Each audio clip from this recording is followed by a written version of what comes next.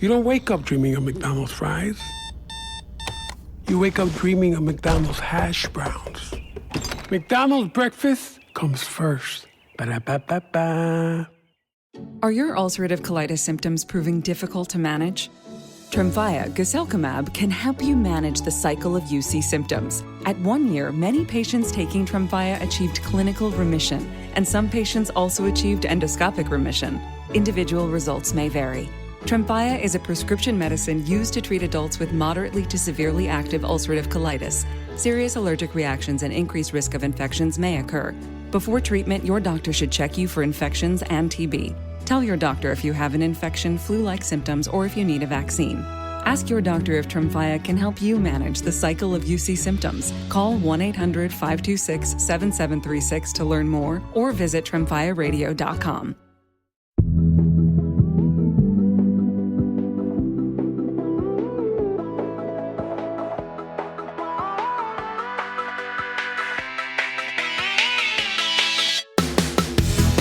Hey, I'm Candice Lim.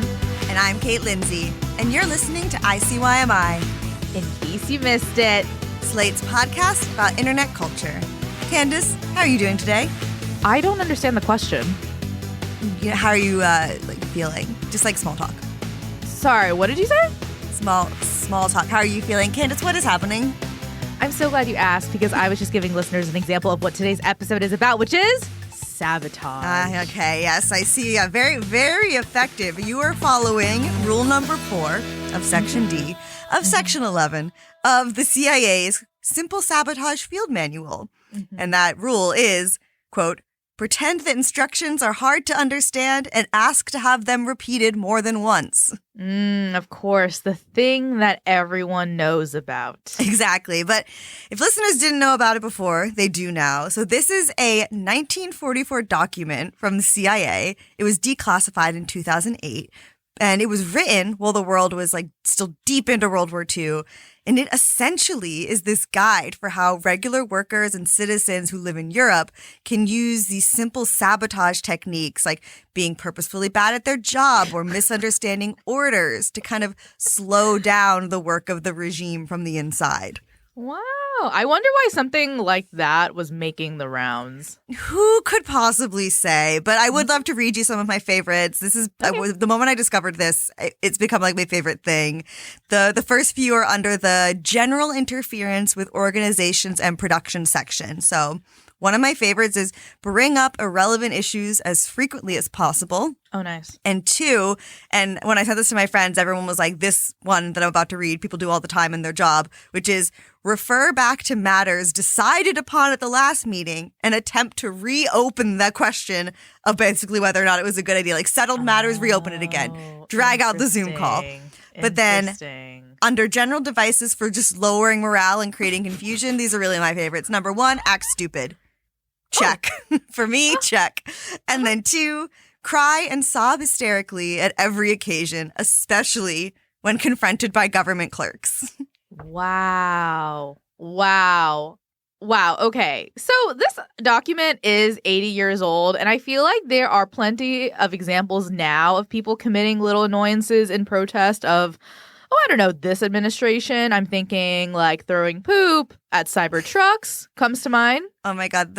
The sentence throwing poop at Cybertrucks would boggle the mind of the person at the CIA who wrote this in 1944. Yeah. Instead of it gets better, it gets worse. Yeah. We're going to have to throw poop at Cybertrucks.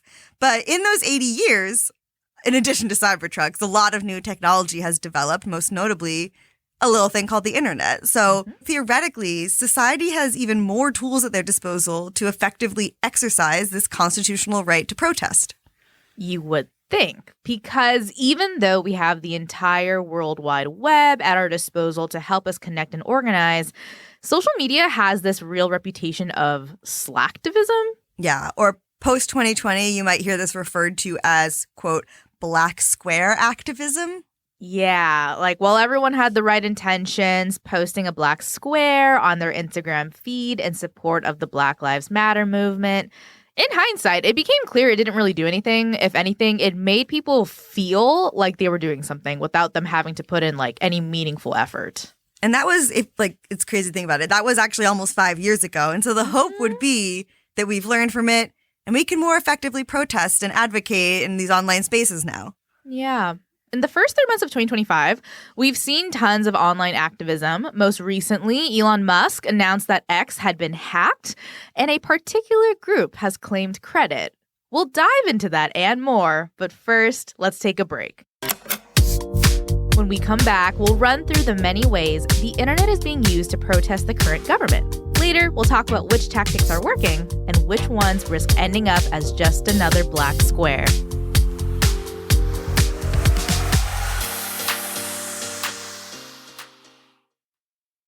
Oh, ICYMI listeners, do I have a scoop for you?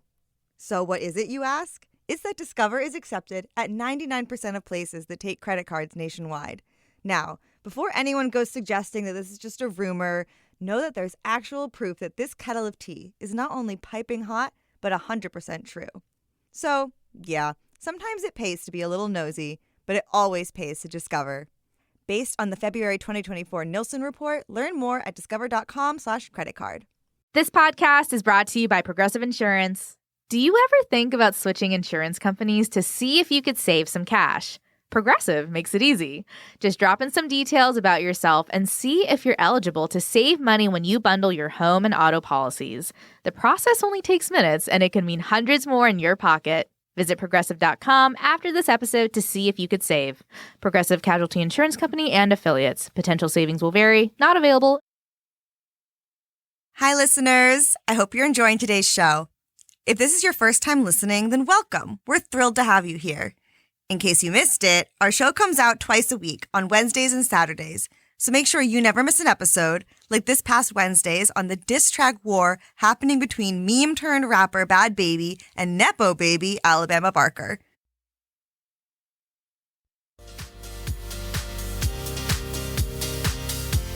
And we're back.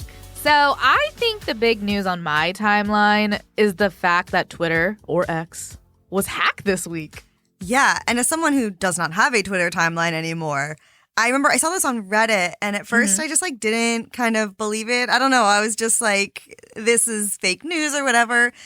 And then I Googled it, and it's real. It was hacked. And now I'm sad. I wish I had stayed there long enough just to witness it get hacked. Yeah. So let's talk about how this happened. On March 10th, there were 3 separate outages of Twitter. They each took about an hour to recover. So there is a chance that even if your timeline was still up, you didn't really get impacted by them. But that afternoon, the site's owner, Elon Musk, said there was a, quote, massive cyber attack against X. And he didn't say who or why they were attacked, but he did tweet, quote, this was done with a lot of resources. Either a large coordinated group and or a country is involved. Which is a big claim, because this isn't just anyone making a claim that a country is retaliating against him. He has a lot of enemies within this country already and is a very prominent now figure in politics. Exactly. And experts are saying that this outage was a classic DDoS attack. DDoS stands for Distributed Denial of Service, and they work by flooding a site's servers with traffic, meaning the site is just unable to function properly and it's taken offline. And the last time we actually talked about this on the show was in the summer of 2023 when Archive of Our Own, or AO3, the fanfiction site, went down because their hackers were targeting companies in the US, saying they specifically, quote, are against all forms of degeneracy, and the site is full of disgusting smuts and other LGBTQ plus and NSFW things. I mean, if there's one thing I would say to the people of Twitter, they are disgusting smuts. So I'm shocked it took them this long to get hacked. But that's why this became big news to us, because with sites like Twitter and Facebook, sites run by guys who have closer and closer ties to the current administration, you would think their servers are too big to fail. So who did this, or who does Elon think more specifically did this? So this is the tough part about covering hacks, which is that oftentimes multiple groups, usually hacktivists, they'll come out and say they did the attack. And what we're looking for are trusted news outlets with lots of resources like the New York Times to confirm this. I mean, since the hack, Elon, he went on Fox Business and said that this was, quote, a massive cyber attack to try to bring down the X system with IP addresses originating in the Ukraine area. And I know this is perhaps an unnecessary question to ask at this point, but is this true? Good question.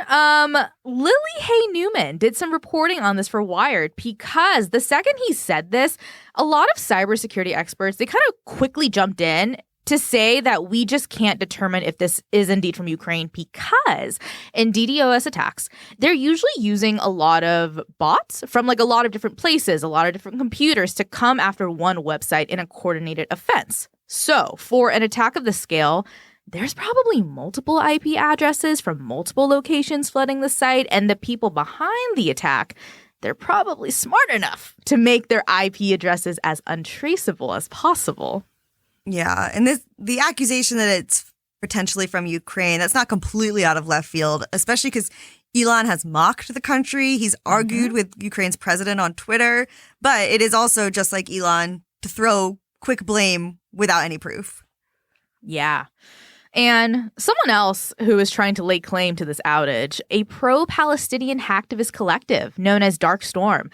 They claimed responsibility for taking Twitter down on their Telegram channel. Telegram is like a messenger app. It's kind of like WhatsApp. But Dark Storm has been on the radar for attacks like this since 2023. You know, they've previously attacked NATO countries, Israel, the U.S. with like large-scale DDoS campaigns and ransomware attacks. Every time you say DDoS, I keep thinking you're going to say DDR, Dance Dance Revolution. Different, unfortunately. But if these entities are claiming to have hacked Twitter, have they said why? Well, Elon has a theory. Oh, good. Someone tweeted at him saying, quote, "They want to silence you and this platform." Elon responded, "Yes." Oh, God. Very simple, effective. But criticism of Elon's recent behavior and policies is probably part of this. You know, we can talk about DOGE, which is his so-called Department of Government Efficiency, which has been cutting thousands of government jobs. There have been protests at Tesla plants and stores against Musk's support for authoritarianism and far-right groups. I mean, between the Tesla protests and the DOGE layoffs, it seems like Elon has a lot going on right now. So it's just really interesting to me that something as technical as a website, one that he has also decimated workforce-wise, being attacked and having outages, is like catching his attention. I mean, it was enough for him to be like, everyone, I need to step away from the layoffs. I need to put on my IT support hat. Yeah, and when we talk about using the internet as resistance against everything that's going on, my mind also goes to, and I'm so sorry to bring this up, the AI video of Trump kissing Elon Musk's feet. This was plastered all over the monitors at the Housing and Urban Development Office. Oh, man. Yeah. So this was something I really regretted seeing on my timeline. For those who would like to protect their eyes, this was a AI-generated video of what Kate just said. And it was reportedly a prank, but it happened around the time that many government employees were forced to come back into their offices. And this video was overlaid with the words, "Long live the real king." This also happened the same week that Elon asked employees to email him with what their job entailed, which then turned into non-government employees sending him like really random emails about their days to his inbox, which I did find quite funny. Yeah, I don't know what you would expect. Like, if you're just going to open up your email address, especially if you're someone like Elon Musk. But the thing is, like, even these sort of disturbing AI slop videos, spamming Elon's email, these are forms of resistance. NBC News talked to a HUD employee who said everyone is talking and laughing about it. HUD Secretary Scott Turner's press office wrote a tweet saying there is nothing heroic about abusing taxpayer resources. The thing is, it is funny. But someone on Blue Sky said, best use of my tax dollars in a minute. So, you know, potato. Yeah, I mean, I do wonder if there is anything good to come out of all of these attempts because, look, hacktivism is a form of resistance, is usually based on social or political causes, and there is an ideological or altruistic angle to their demands or their reasons for hacking. So it's not about money or personal gains. It is about the people. And between fake AI videos, blasting on government screens, hacking Twitter, I do think there are signs that a form of resistance is being driven by the digitally savvy. But the question is, can it work?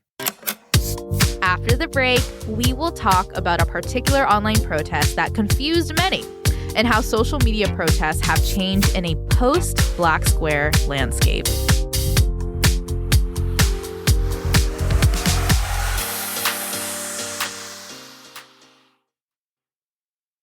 Imagine what's possible when learning doesn't get in the way of life. At Capella University, our game-changing FlexPath learning format lets you set your own deadlines so you can learn at a time and pace that works for you. It's an education you can tailor to your schedule. That means you don't have to put your life on hold to pursue your professional goals. Instead, enjoy learning your way and earn your degree without missing a beat. A different future is closer than you think with Capella University. Learn more at capella.edu. Nordstrom brings you the season's most wanted brands. Skims, Mango, Free People, and Princess Polly. All under $100. From trending sneakers to beauty must-haves, we've curated the styles you'll wear on repeat this spring. Free shipping, free returns, and in-store pickup make it easier than ever. Shop now in stores and at Nordstrom.com. I was never really a runner. The way I see running is a gift, especially when you have stage 4 cancer. I'm Anne. I'm running the Boston Marathon, presented by Bank of America. I run for Dana-Farber Cancer Institute to give people like me a chance to thrive in life, even with cancer. Join Bank of America in helping Anne's cause. Give if you can at BofA.com/supportAnne. What would you like the power to do? References to charitable organizations is not an endorsement by Bank of America Corporation. Copyright 2025.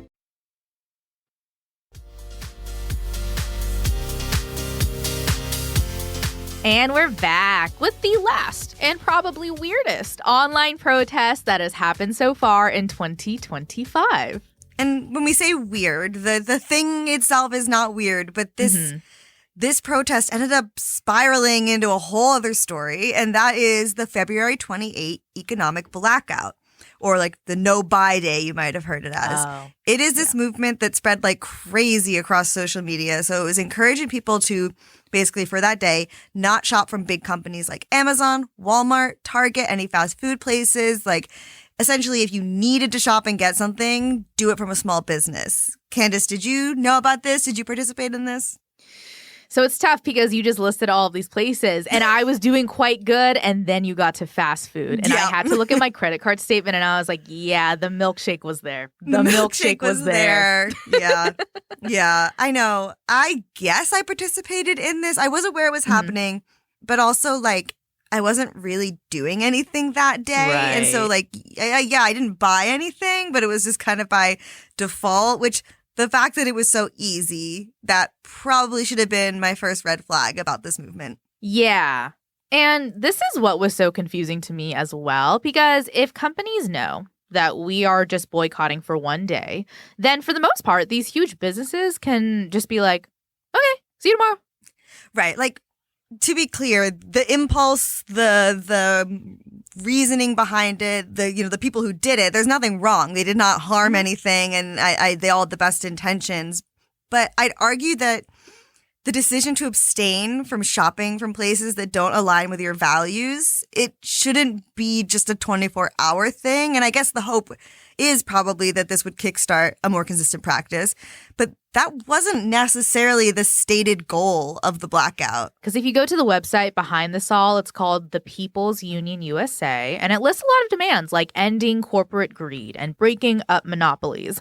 But other demands are a lot vaguer, and confusingly, they don't really have any connection to boycotting a company.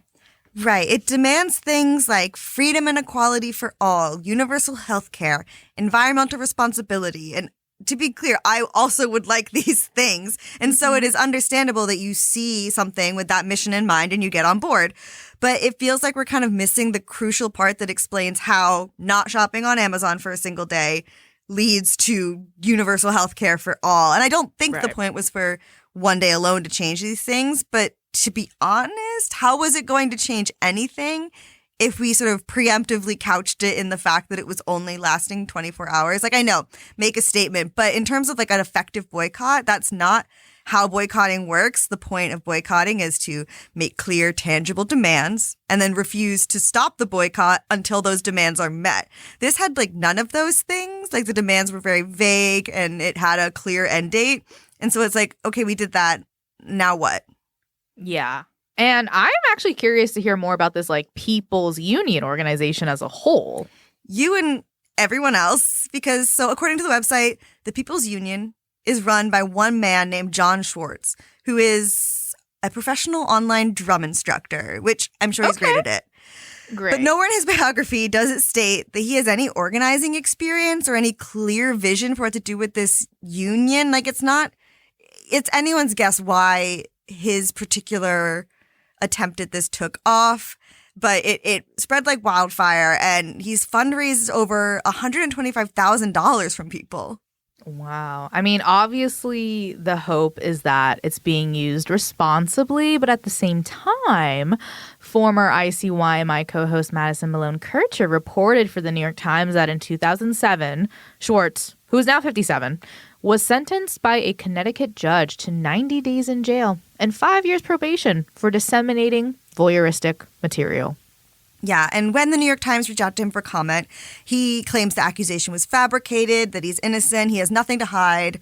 But I think a lot of people jumped aboard this movement without really knowing it was connected to any specific organization, or let alone one man, let alone an organization that's pretty unclear. Mm-hmm. But it felt meaningful to do, which I think is why this falls a little bit into Black Square territory for me. Yeah. I mean, the Black Square debacle, it gained backlash because flooding the timeline was kind of drowning out important information for organizers and protesters. And there was this conversation about how silence is not really the best way to be an ally against something like police brutality. Like, we need to do more and speak up more. And I think now that we know this kind of activism is often meaningless, it's kind of the social media resistance North Star of like what not to do in 2025. You know, the stakes are too high. This is wasting time, attention, energy, very valuable resources in our little minds. And it's how a lot of people felt about the Democrats holding up signs at like Trump's speech to Congress, for example. Right. It feels, the first time around, we can say we didn't know and we can say, oh, this is really meaningful. It makes a statement. But like it then didn't do anything to stop everything that has just happened. And so it's like, it's kind of insulting at times to see that is the time, this sort of tactic that has now been proven to not work is the thing we're still turning to. I mean, this isn't to say there's no such thing as effective online resistance. It's more so that, I don't know, resistance can look like a lot of things. And I think one of the biggest forms of resistance is something we've already been doing, which is actually refusing to interpret the information being given to us the way that the government wants us to. Right. Like, we don't believe Doge is actually getting rid of waste and are actively fact-checking their numbers. Yeah, and it was previous ICYMI guest Aidan Walker who pointed this out to me. And he explained it in the context of our favorite person to bring up on this podcast, Luigi Mangione.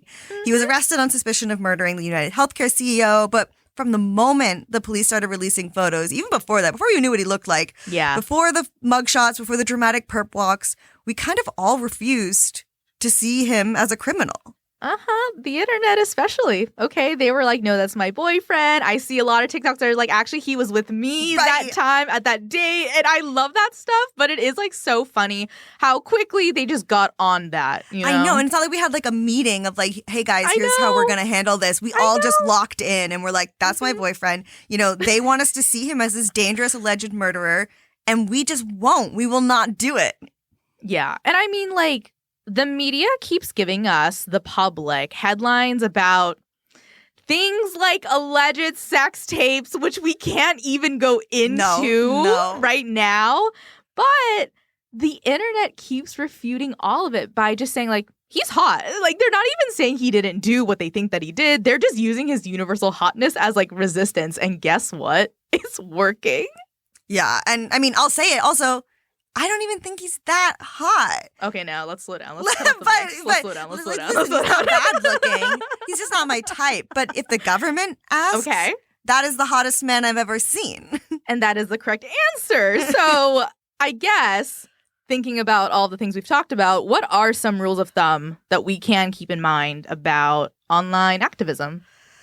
Listen, I hate to be quoting Alec Baldwin again. Oh, here we go. But unfortunately, this same piece of advice keeps hitting, which is consider the source. Sort of when you see these movements that people are really flocking to, kind of ask yourself a few questions like, where did this movement start? What does it demand? How is it ensuring those demands will be met? Like, it can be really attractive and inspiring and really invigorate you to do something, but like, make sure you're clear on like what that something is, like tangibly.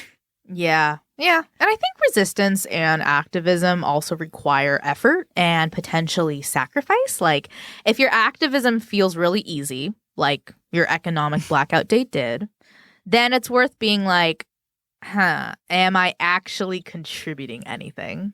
I think another thing, too, that it's important to remember that I know I can be guilty of thinking in this sort of frame of mind, which is this is never going to happen in one day or one act of protest. Like, protesting is a sustained effort over years. And so if you're looking for ways to help, rather than, you know, exclusively participating in these larger, flashier movements, look into what consistent online actions you can take. Like, what maybe isn't glamorous, but is something that you can commit to on a regular basis, or something you don't even have to do at all, which for me was not using Twitter. I deleted Twitter. Right. I didn't want to contribute to Elon Musk's income in any way. I just did not want to represent a single number to him on a page. Yeah. And if all of this sounds overwhelming, like, there are still kind of on the ground things you can do to resist. For example, just think about all the things you can do when a Cybertruck passes you. And listen, Candice, if I'm not mistaken, I can hear one passing on the street outside the office right now. And so if you don't mind, I think we're going to have to end it here because I have something I need to do and or throw. Oh, you do that.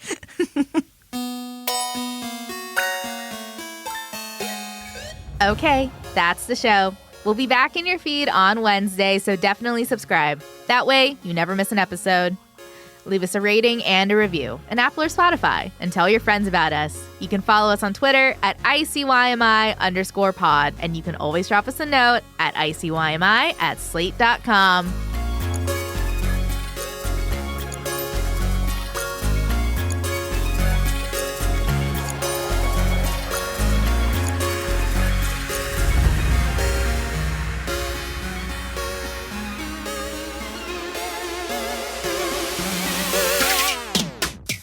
ICYMI is produced by Alexandra Botti, Candice Lim, and me, Kate Lindsay. Daisy Rosario is our senior supervising producer, and Hillary Fry is Slate's editor-in-chief.